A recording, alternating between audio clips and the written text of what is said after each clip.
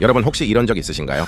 분명히 아껴 쓴 것 같은데 월말이 되면 카드값이 예상보다 훨씬 많이 나와서 당황했던 경험. 나 그렇게 많이 안 썼는데 왜 이러지? 이런 생각 한 번쯤 해보셨을 겁니다. 반대로 체크카드만 쓰면요, 돈이 빠져나가는 건 눈에 보여서 안심은 되는데 이상하게 손해보는 느낌이 들 때가 있습니다. 신용카드 쓰면 할인도 받고 포인트도 쌓이는데 나는 왜 이런 혜택을 못 받지? 이 두 가지 사이에서 계속 고민하게 되죠. 그래서 많은 분들이 결국 하나를 선택합니다. 신용카드를 쓰면서 스트레스를 받거나 체크카드를 쓰면서 혜택을 포기하거나. 그런데요, 이 선택 자체가 잘못된 접근일 수 있습니다. 왜냐하면 신용카드와 체크카드는 경쟁 관계가 아니라 서로 역할이 완전히 다른 도구이기 때문입니다. 조금만 생각을 바꾸면 이 두 가지를 같이 쓰면서 과소비는 줄이고 혜택은 최대한 챙기는 방법이 있습니다. 실제로 돈을 잘 모으는 사람들은 카드를 많이 쓰는 사람이 아니라 카드를 구분해서 쓰는 사람입니다. 어디에 신용카드를 써야 하고 어디에 체크카드를 써야 하는지 명확하게 나눠서 사용하는 거죠. 이 차이가 쌓이면 한 달, 두 달이 아니라 1년 뒤에 소비 패턴 자체가 완전히 달라집니다.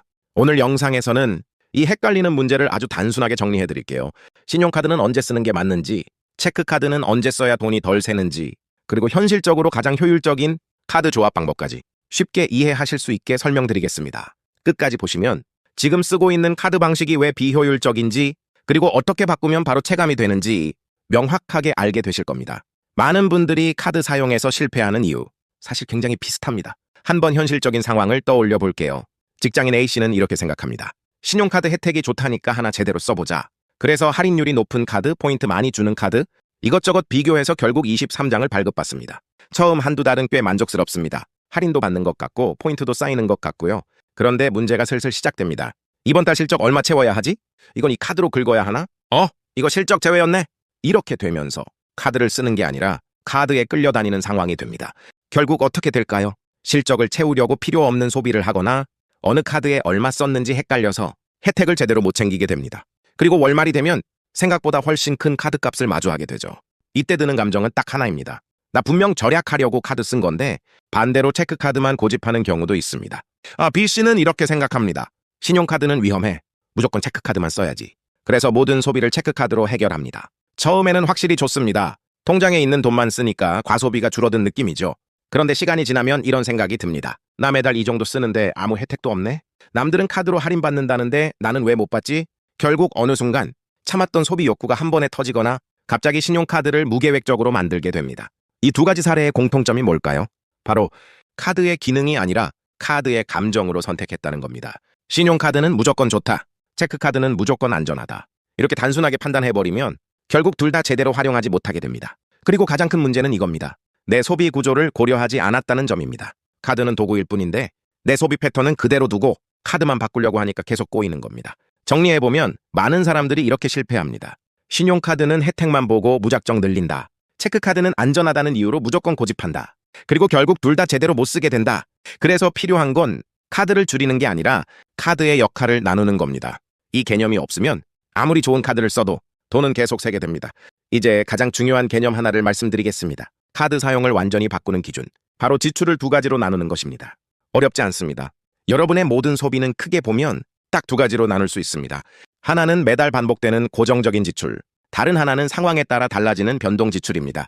예를 들어볼게요. 통신비, 교통비, 넷플릭스 같은 구독료, 정기적으로 나가는 보험료나 장보기 비용. 이건 매달 거의 비슷하게 나가는 돈이죠. 이게 바로 고정 지출입니다. 반대로 카페, 외식, 쇼핑, 취미, 여행, 배달 음식 같은 것들은 어떨까요? 어떤 달은 많이 쓰고 어떤 달은 적게 쓰게 됩니다. 이게 바로 변동 지출입니다. 여기서 핵심이 나옵니다. 신용카드는 고정 지출에, 체크카드는 변동 지출에 써야 한다는 겁니다. 왜냐하면 두 카드의 구조 자체가 다르기 때문입니다. 신용카드는 나중에 내는 구조입니다. 그리고 대신 혜택을 줍니다. 그래서 어차피 매달 나갈 돈, 이미 예정되어 있는 지출에 쓰는 게 가장 효율적입니다. 어차피 나갈 돈인데 할인이나 포인트를 받으면 이득이죠. 그리고 금액도 어느 정도 예측이 되기 때문에 월말 카드값 부담도 통제할 수 있습니다. 반대로 체크카드는 지금 있는 돈만 쓰는 구조입니다. 그래서 통제가 필요한 지출에 훨씬 강력합니다. 카페에서 5,000원, 배달로 2만원, 쇼핑으로 3만원, 이런 소비들은 쌓이면 커지는데 그 순간에는 잘 느끼기 어렵습니다. 그런데 체크카드를 쓰면 잔액이 바로 줄어들기 때문에 자연스럽게 브레이크가 걸립니다. 여기서 중요한 포인트 하나 더 있습니다. 많은 분들이 이렇게 생각합니다. 신용카드 쓰면 돈 쓰는 느낌이 덜해서 문제다. 맞습니다. 그래서 변동지출에 신용카드를 쓰면 거의 대부분 과소비로 이어집니다. 반대로 고정지출에 체크카드를 쓰면 굳이 통제할 필요 없는 지출까지 불편하게 관리하게 됩니다. 정리하면 아주 간단합니다. 예측 가능한 돈은 신용카드로 효율적으로, 통제가 필요한 돈은 체크카드로 안전하게. 이 원칙 하나만 제대로 적용해도 카드 사용 방식이 완전히 달라집니다. 그리고 이게 단순한 차이 같지만 1년만 유지해보면 소비 습관 자체가 바뀌는 걸 확실하게 느끼게 되실 겁니다. 이제 이 원칙을 실제로 어떻게 적용하는지 조금 더 구체적으로 말씀드려 보겠습니다. 많은 분들이 여기서 막힙니다. 그래서 어떻게 나누라는 거지? 대충 알겠는데 실제로 적용이 어렵다. 그래서 가장 현실적인 방법 하나를 알려드릴게요. 바로 카드 2장 구조입니다. 신용카드 1장, 체크카드 1장, 이렇게 딱 2장만 운영하는 겁니다. 먼저 신용카드입니다. 이 카드에는 매달 자동으로 빠져나가는 지출을 몰아줍니다. 예를 들면 통신비 7만 원, 교통비 10만 원, 구독 서비스 2만 원, 장보기 30만 원, 이런 식으로 어차피 쓰는 돈을 전부 신용카드로 결제하는 겁니다. 이렇게 하면 좋은 점이 2가지입니다. 첫 번째, 카드 실적을 따로 신경 쓸 필요가 없습니다. 이미 매달 나가는 돈만으로도 실적이 자연스럽게 채워지기 때문입니다. 두 번째, 혜택이 안정적으로 쌓입니다. 억지로 소비하지 않아도 할인이나 포인트를 꾸준히 받을 수 있게 됩니다. 이제 체크카드입니다. 체크카드는 한 달 생활비 통장과 연결하는 게 핵심입니다. 예를 들어 한 달 변동 지출을 30만 원으로 정했다면 월초에 체크카드 통장에 딱 30만 원만 넣어두는 겁니다. 그리고 카페, 외식, 취미, 쇼핑은 무조건 이 카드로만 결제합니다. 중요한 규칙 하나 있습니다. 이 돈이 다 떨어지면 그 달 소비는 끝입니다. 이게 굉장히 강력한 이유가 뭘까요? 생각이 아니라 구조로 소비를 막기 때문입니다. 사람은 의지로 절약하기 어렵습니다.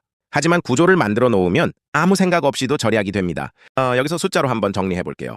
월급 250만 원 기준이라고 가정해 보겠습니다. 고정지출 150만 원 신용카드, 저축 50만 원 별도 통장, 변동지출 50만 원 체크카드, 이렇게 나누는 겁니다. 이 구조의 핵심은 단순합니다. 신용카드는 이미 쓸 돈, 체크카드는 조절할 돈, 이렇게 역할을 완전히 분리하는 겁니다. 그리고 꼭 기억하셔야 할 점 하나, 처음부터 완벽하게 하려고 하지 마세요. 처음에는 체크카드 예산이 부족할 수도 있고 신용카드 금액이 조금 늘어날 수도 있습니다. 괜찮습니다. 중요한 건 이 구조를 유지하는 겁니다. 한 달, 2달 지나면서 자기한테 맞는 금액으로 조정하면 됩니다. 이 방식은 복잡한 카드테크보다 훨씬 강력합니다. 왜냐하면 지속 가능하기 때문입니다. 돈 관리는 잘하는 방법보다 오래 유지할 수 있는 방법이 훨씬 중요합니다. 마지막으로 하나만 말씀드릴게요. 많은 분들이 놓치고 있는 아주 중요한 포인트입니다. 카드를 잘 쓰는 사람과 돈이 모이는 사람의 차이는 카드 종류나 혜택이 아니라 순서에 있습니다. 대부분은 이렇게 합니다. 할인율 높은 카드 뭐지? 포인트 많이 주는 카드 뭐지? 이렇게 카드를 먼저 고릅니다. 그런데 이 순서가 완전히 반대입니다. 먼저 해야 할 건 카드 선택이 아니라 내가 어디에 돈을 쓰고 있는지를 확인하는 겁니다. 예를 들어볼게요. 어떤 사람은 교통비와 통신비가 대부분인데 쇼핑 할인 카드에 집착합니다. 또 어떤 사람은 외식비가 큰데 정작 외식 혜택이 없는 카드를 씁니다. 이러면 아무리 좋은 카드라도 효과가 거의 없습니다. 그래서 진짜 중요한 질문은 이겁니다. 나는 어디에 돈을 가장 많이 쓰고 있는가? 이 질문 하나만 제대로 답할 수 있으면 카드 선택은 굉장히 쉬워집니다. 그리고 더 중요한 건 이게 단순히 카드 문제가 아니라는 겁니다. 내 소비를 정확히 아는 순간 불필요한 지출이 눈에 보이기 시작합니다. 그리고 그때부터 돈이 모이기 시작합니다. 그래서 오늘 내용의 핵심은 카드 조합이 아니라 내 소비를 기준으로 도구를 배치하는 것입니다. 이 관점이 생기면 앞으로 어떤 카드를 쓰더라도 흔들리지 않게 됩니다. 이제 오늘 내용 깔끔하게 정리해 보겠습니다. 신용카드와 체크카드 둘 중에 뭐가 더 좋다 이게 아닙니다. 핵심은 어디에 어떻게 쓰느냐입니다. 신용카드는 매달 반복되는 고정지출에 사용해서 혜택을 안정적으로 챙기는 도구입니다. 체크카드는 조절이 필요한 변동지출에 사용해서 과소비를 막는 도구입니다. 그리고 가장 현실적인 구조는 신용카드 1장, 체크카드 1장. 이 2장만으로도 충분히 돈 관리가 가능합니다. 여기서 딱 한 줄로 정리하면 이겁니다. 신용카드는 혜택용, 체크카드는 통제용. 이 원칙만 기억하셔도 카드 때문에 돈 새는 일은 확실히 줄어들 겁니다. 마지막으로 하나만 실천해보세요. 오늘 영상 끝나고 최근 3개월 카드 사용 내역 한번 확인해보세요. 내가 어디에 돈을 많이 쓰는지 딱 거기까지만 파악하셔도 이미 절반은 성공입니다.